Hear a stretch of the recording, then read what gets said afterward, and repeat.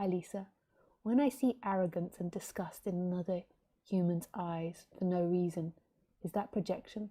I feel both fear and anger when people do that. I feel a big fear of being judged as worthless. I feel that fear between my shoulder blades. How can I look at this differently so that I do not feel that fear? Thank you. Hi Monique. Everything is projection of your brain. It doesn't mean that that's bad though. It's just seeing it as projection. So now if I'm like, ha ha ha ha ha ha ha ha, and I'm laughing, your brain is interpreting that I'm happy, and that's projection. Everything is. And if you see me looking at you like, and you think that I'm angry, that's projection. Like, but you've got ones that seem to be more collectively true than others. So if I'm like, maybe like 19 out of 20 people would say that's anger, and then maybe one person would say it's contempt or whatever. So it's all projection of your brain, everything. So if you see a sunset and you name it as beautiful, that's projection. If you see a sunset and you name it as ugly, that's projection. And there's nothing wrong with that. That's the way the brain works. But and that's the way the human works. Like we are able to make judgments in our environment in order to survive. But what happens with the human is that we take it to be true and we believe it and we think it's their fault. So you look and you see those feelings in somebody's face. Maybe you have misinterpreted them. So maybe they're just looking like that and then you've misinterpreted it. But whatever, that doesn't matter so much. But it's but what could be happening in you is you're taking it to be real. So there was a trauma in your childhood where you were judged a lot. What were the what you didn't like? Arrogance and disgust. So maybe, and then you see that in someone, and then something maybe happened to you in childhood, and then fear arises around that person or around that situation. Whereas for other people, it might not arise, and it could become some sort of paranoia as well. It could be like a social anxiety that's happening as well. Who knows?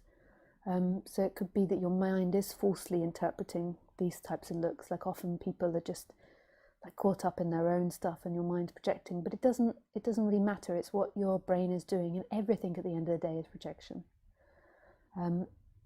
And for another person, they might not have this fear arise inside them. They might see arrogance, but they might just laugh at it, or they might become arrogant back.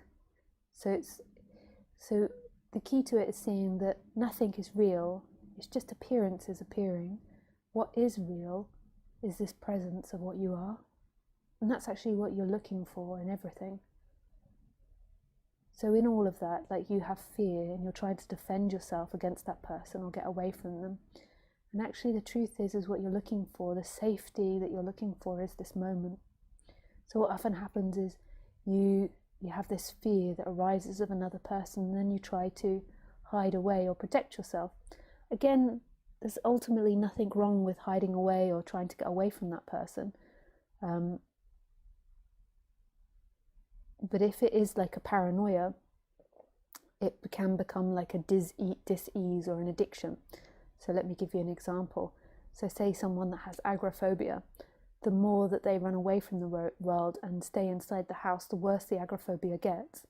So if it is like becoming a compulsion that's happening a lot in your life, then actually the advice is more than likely to not run away from it, like that you've got to confront it to an extent. You can go to professionals if it does get that bad. But if it's just like happening occasionally to you, it could also be a past trauma, and but it could also be that your mind is interpreting correctly, and it can be fine that you walk away. Like, I'm not suggesting the way in which you act or don't act, but it's seeing that those reactions that you have aren't truth. So you're afraid they're going to hurt you, and running away isn't going to save you. If you keep doing it, it more than likely exasperates it. But what you're actually looking for in all of that and everything is presence. And that's more than likely why it's really healing therapeutically in therapy when people do confront these things, because you begin to realize that running away isn't the solution. Like running away from your feelings or thoughts or ideas aren't the solution. The actual solution is presence, and they don't talk about that in therapy very often. Some do. There's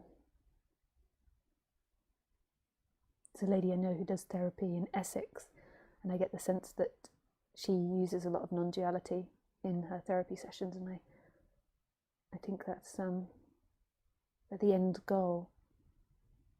Like otherwise it always goes in circles. So the key to it is seeing that you have these thoughts and feelings come up when you're in front of people, and then a paranoia gets produced and a fear gets produced, and it's seeing that those thoughts and feelings aren't truth. In certain situations it's advisable that you move away, but most of the time, more than likely isn't. Like, it's not true, there's nothing to be afraid of. But there's fear arising, and that fear is something that will come and go. I can have fear arise about things.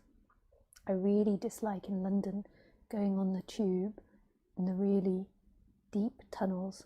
I don't like that. And fear arises. But that's not my unhappiness. Simply fear arising in that situation. I also don't like going on aeroplanes when fear arises. It's not true. It's sensation arising, just like sensation when I drink grapefruit juice or have a chocolate. There is pleasure arising. And the thing about pleasure is that we don't try and run away from it. What we try to often do is get so much of it. We're like, pleasure, pleasure, pleasure, pleasure. But fear is just the opposite, it's pain. And it's just seeing that neither are true. There's nothing wrong with going towards pleasure, there's nothing wrong with going away from pain, but they're not actually what you're looking for. What you're looking for is always this moment, is what's happening. There's something so beautiful in that. It's like the last place the mind, the thinking mind would ever look, that the jewel is actually here. The gift is actually in what is. That's so sweet. That's so sweet.